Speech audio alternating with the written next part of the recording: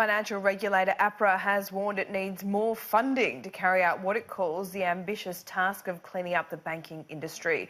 Responding to a scathing review released last week, which found the prudential regulator needed to be more assertive, Chairman Wayne Burns signalled the agency would need more resources if it's to take on more responsibility.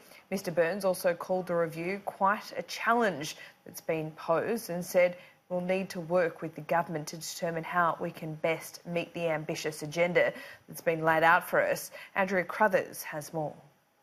A scathing review calling for APRA's overhaul. But the financial services sector has changed over time and it's now an increasingly complex environment. The stinging report found the financial regulator lacks an enforcement appetite to take on big corporations, as well as being slow to act. And not enough is being done to police Australia's $2.8 trillion superannuation system. Obviously, APRA and the government need to lift their game. One crossbench senator says it's time APRA's chair, Wayne Byers, let someone else steer the ship. The captain of a ship is responsible for any grounding or any collisions or any incidents. I'm of the very strong view that the chair has to go. Labor was more merciful in its response. I won't be making any criticism of APRA's leadership today. While the government is standing by Wayne Byers for now. Wayne Byers has been a very effective chair of APRA. The review made 24 recommendations, 19 directed at the regulator and 5 at the government.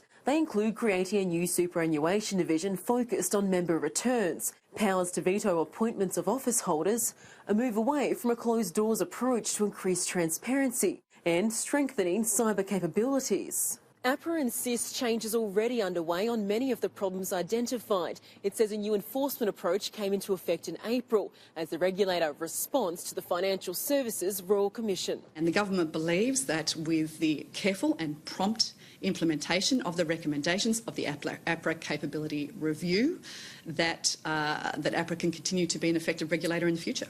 The Treasurer says it will consider changes to APRA's regulatory framework, including a review of penalties. Whether the government will review APRA's funding moving forward to help bolster their capabilities remains to be seen.